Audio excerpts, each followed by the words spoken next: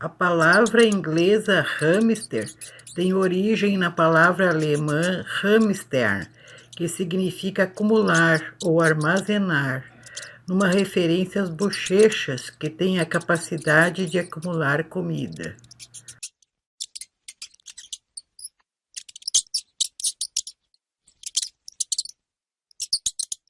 Possuindo grandes dentes incisivos que estão em constante crescimento, necessitam estar sempre roendo para evitar que cresçam demais.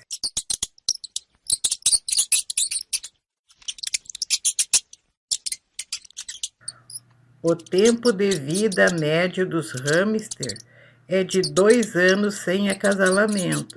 Contudo, alguns podem viver até 3 ou 4 anos, dependendo da espécie.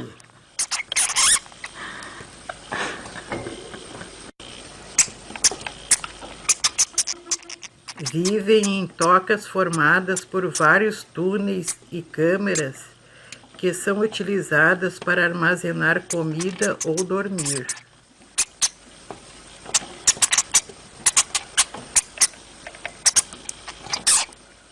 Os hamsters são animais noturnos, que dormem durante o dia quente e ficam acordados à noite quando está mais frio.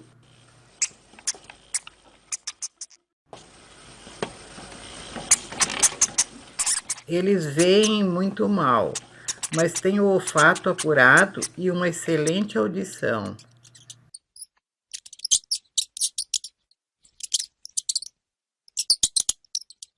As bochechas que aumentam de tamanho, onde eles podem carregar comida e forragem para ser guardada em sua toca.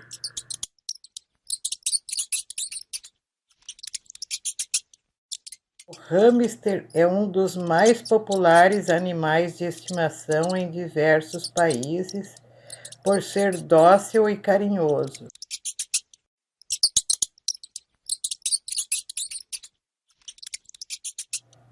São animais independentes, pois não precisam de cuidados como banhos nem vacinas.